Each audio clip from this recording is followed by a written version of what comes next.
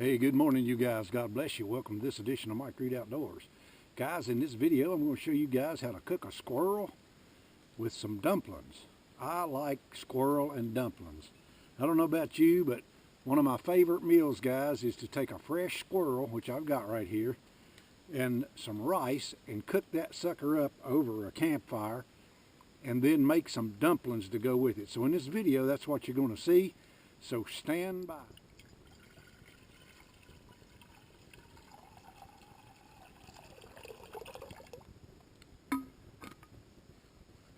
Should be enough water, you guys.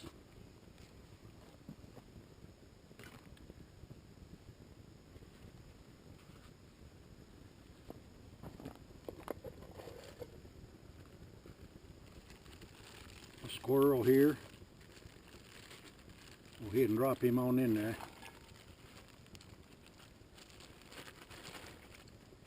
There we go.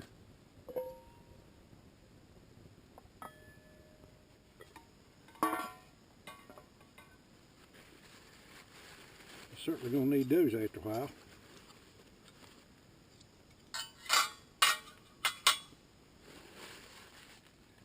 Oh yeah, she's a steaming now, you guys.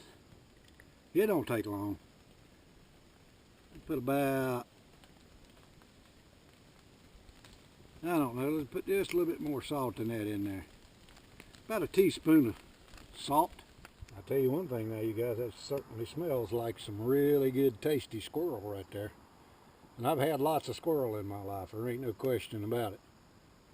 And that's one thing you should do. You should kill you one or two, however you're doing for a meal. But one of the main things you guys you want to do is I'm going to show you how to make some dumplings to go with this squirrel right here. And they're called soft dumplings. They're not a tough, doughy dumpling. They're almost like a biscuit when you get them done. Oh yeah, man, looking good, you guys. Now guys, I was going to tell you, here's another way to make a campfire that you can cook beside of and not burn. I'm not getting hot at all cooking by this fire right here. Now if I needed a fire for warmth, I'd have an open campfire with this pot. But if you build you a hearth like I've done right here, you concentrate your heat to your pot, and that's all you need to do. And you can actually, this is a pretty inconspicuous campfire right here. You couldn't see it unless you was right up on it somewhere. I'll set that chaga right there, you guys, and it'll simmer there for a few minutes, and I'll have a cup of coffee there while I'm waiting on this squirrel right here to get tender. Man, oh man, you guys, that is just right. All right, you guys, that squirrel's done. And what I'm going to do is I'm just going to make some rice right here in this little pot really quick.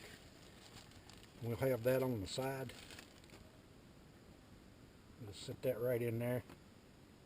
Let that come to a nice boil.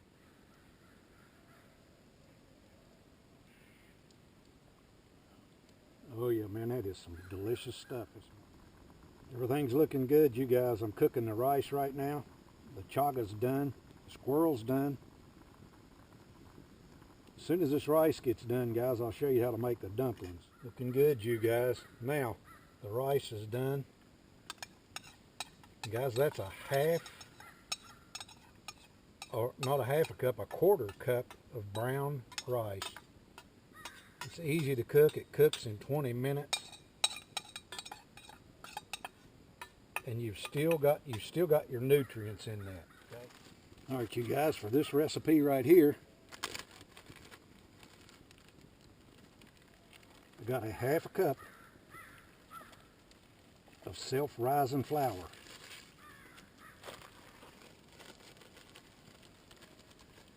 And right here, I've got some powdered milk. Now you don't have to use this, but I find that, guys, if you make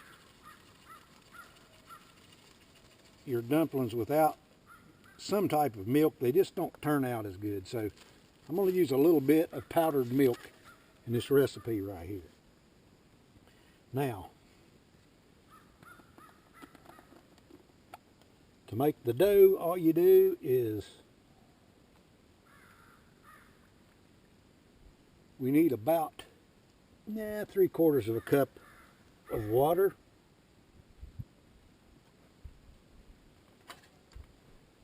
Need to stir that up.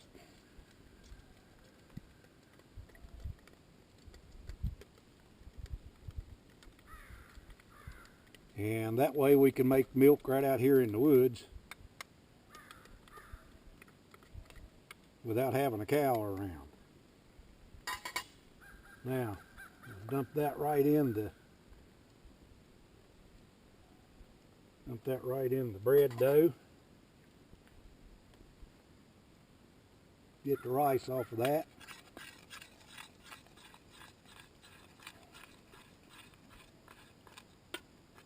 Stir that up really good. Needs a little tad more water. Just a tad more.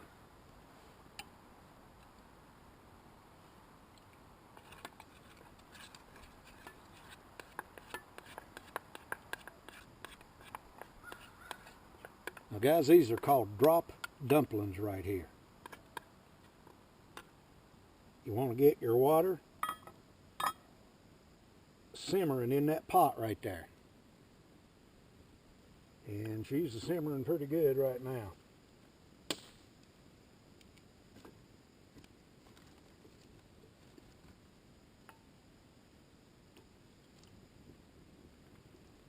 Then take your spoon so that your dough don't stick. Which that's already stuck right there, but you want to take your dumpling and just put it right in the pot, just like that right there.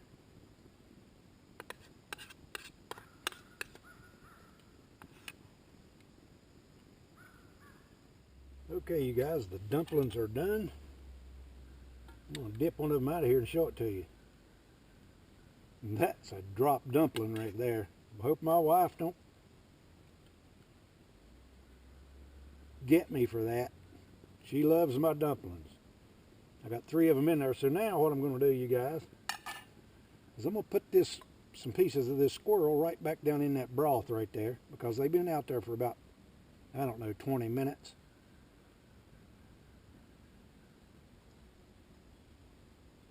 Now let's let them just sit right there in that broth. Now,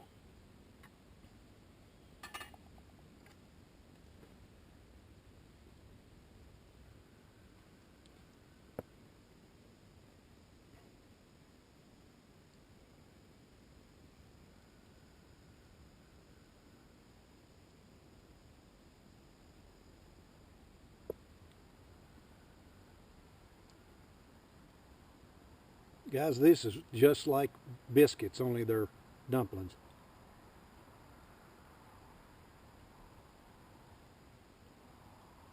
Wow. If you've never done this, you guys, you need to try this. Once you've done this for the kids at the campfire or the Boy Scouts or whoever you're working with, your youth groups, once you've made them drop dumplings, guys, I made a 5-gallon bucket of these things one time for some old folks down at the West Virginia Manor where I used to work, and they loved these things.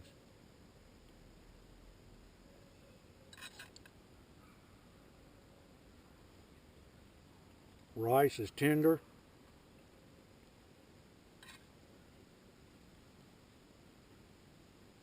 Mm-hmm.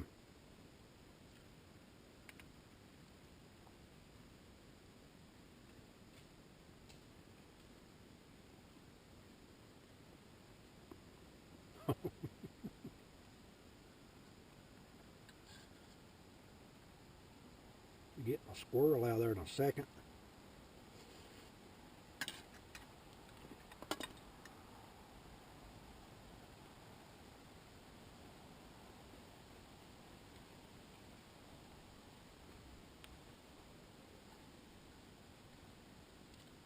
Got my chaga coffee here.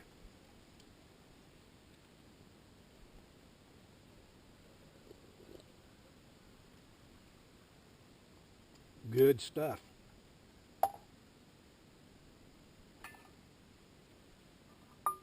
You don't want to leave your dumpling, you guys, in your pot too long because it will get soggy naturally. So I'll take that one out. You see that piece right there soggy. So that is some good stuff right there.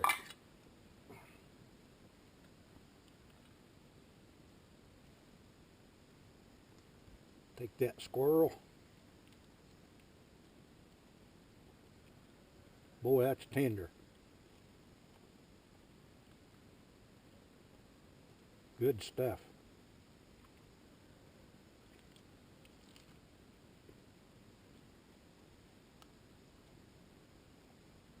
There's one thing about it, you guys, there's more than one way to skin a cat out here in the woods. You don't have to go without some good food just because you're out here squirrel hunting. Bring you a pot with you, kill you an old squirrel, bring you a little bit of bread dough and stuff like that, bring you some flour, and make you some good food right out here in the forest.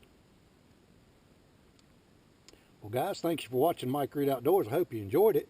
I hope you try this, because when you do, you will email me and say, Mike, that is some of the best food I've ever had for breakfast right there. God bless you guys. Thanks for watching Mike Reed Outdoors. Have a great day. Yes, sir. Just like Aunt Sis said to do it. All righty then.